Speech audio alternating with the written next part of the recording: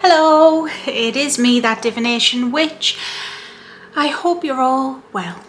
I am here to talk about a goddess that I love very, very, very, very much, and her name is Lilith, and I've spoke about her before, and I'm going to talk about her again. Why is Lilith so important? That's the topic I'm going to cover today, and not just to me, but to society as a whole. Let's get into it.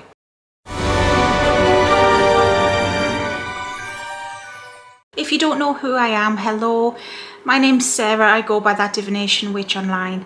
I started on TikTok by posting readings, and I've branched out here onto YouTube, sharing my journey and information I've learned in a down-to-earth sort of way. If you like that, please subscribe. And I've also got a link tree below with an Etsy store and a Patreon service now. You can get readings from me on both of those things, as well as hints and tips and guidance. So if you are interested, please check it out below. Thank you.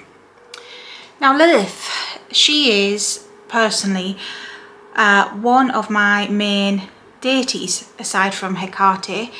Lilith and I have worked together, let's say, for around 3 years now. When she first made her presence known to me, I admit I was afraid. I was afraid because I thought, oh, she's a demon, she's gonna hurt me, she's a very dark energy. And at that point, I'd already been working with Hecate for like 2 years. And with Hecate as well, I was scared at the start, but that was a while ago now. I can't remember the full kind of ins and outs kind of thing. But for some reason, I felt like Lilith was a different kettle of fish. Because Hecate, although she does have this dark reputation and she does have dark aspects to her, she is always known, at least to me, as a goddess. And Lilith, on the other hand, although I do see her as a goddess in her own right, I just assumed she was a demon, a demoness, and I admit I thought she wanted to hurt me. Lilith, I will say, she was so kind. Even when she was reaching out to me and made her presence known to me, she took her time. She didn't force me. She didn't force my hand. She wasn't nasty. She wasn't offended or anything like that when I was scared of her. She asked me to research her, and I got a book, I believe it's called Embracing Lilith. And I was drawn to buy that book, and she took her time letting me read it. She didn't pressure me to read it, and the more I read this book, the more I understood Lilith, and I understood why she was with me and why she wanted to help me and why she's important. Lilith has been demonized to the maximum. It depends on obviously the folklore. She is known as a succubus. She is known as mother of demons, and it's said that she hurts people, she hurts men, she hurts children. She wants to cause havoc and hurt people and things like this. The reality is so different. The reality is far from that. The kind of Jewish Abrahamic version of Lilith depicts her as the first woman, depicts her as a sinner, as a demon, because she left the Garden of Eden and became evil. The Babylonian mythology of the lilitu, they are lesser spirits, they are dark entities, dark spirits. Some say that they are bad spirits as well, again hurting people. Others, it's not so much that they're bad, it's more they're just dark. The more I've got to know Lilith over these years, the more I have come to understand her. So I feel like I want to make this video for her, to express my understanding of her and to share it with anyone out there who may be interested in her but may be afraid or may be dubious. This is for you. She is important to us all because she is not only the divine dark feminine, but she is the embodiment of female power. She is the embodiment of female independence. Some would call that a bad thing, hence she is demonized. Can be seductresses. Women can, use their feminine wiles to get their own way and seduce men and maybe other women. And, it's kind of like the term harlot. It's kind of like someone who, in modern terms, we call them a slut for, sleeping their way to the top sort of thing. That's bad, that's evil, that's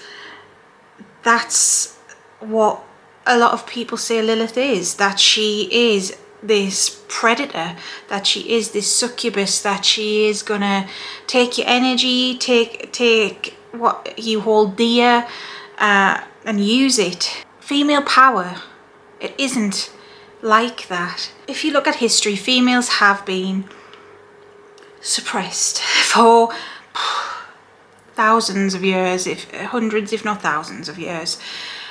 In ancient Babylonian times, there were sacred priestesses known as the Scarlet Ladies, and it was said that sleeping with them would bring you power. Kings normally slept with them, powerful people normally slept with them. They were a representative of gods on earth, sacred prostitution. Now, I'm not saying that that's inherently a good thing, it depends on your perspective, but is it all bad? That the perspective of mankind back then was things like that were powerful and revered, and now they're demonized?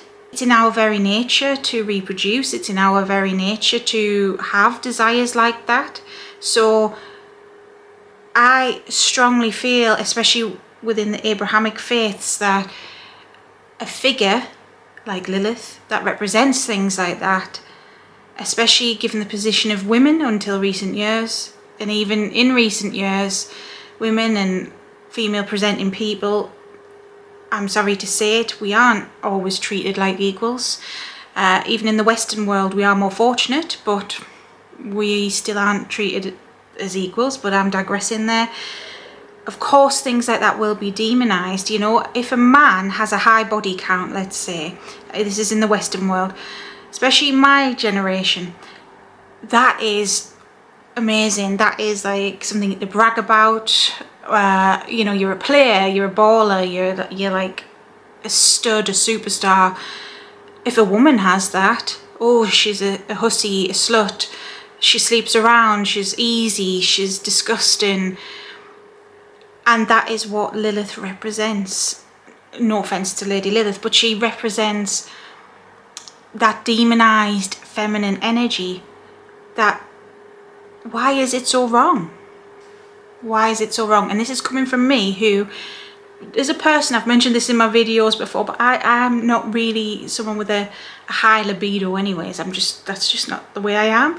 But I respect it, and to each their own, as long as you are two consenting adults, or do what you want, whatever floats your boat.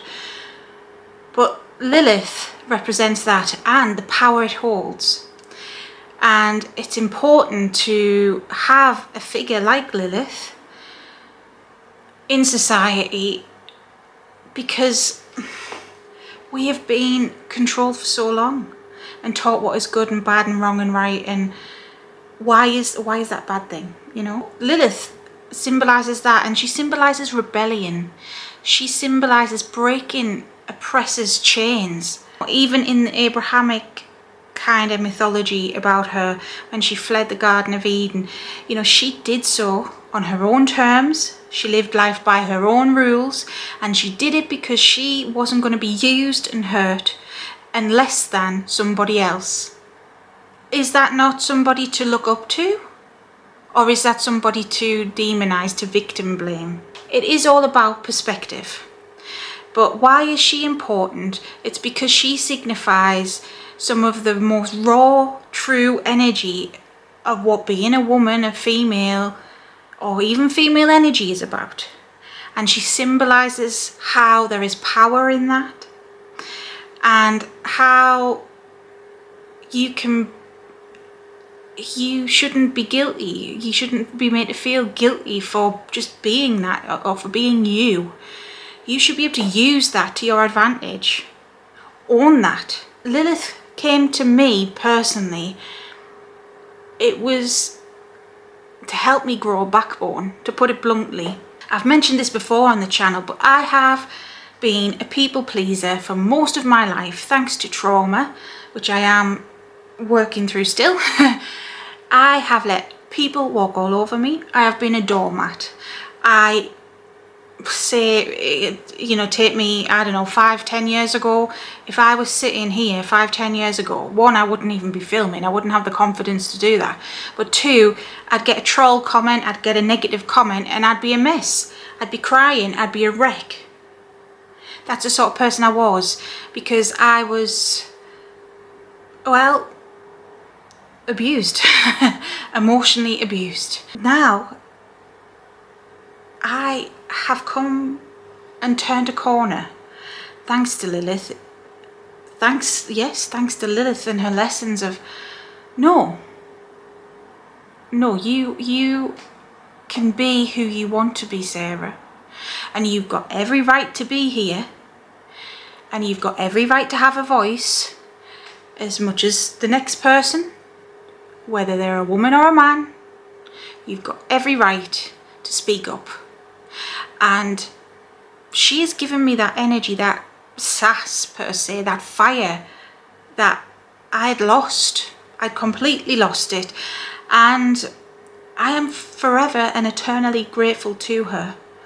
And there are other goddesses similar that are not demonized, although I suppose some are in traditions, but I think of the Morrigan, I think of Kali, these divine energies, these dark feminine energies, these warrior women who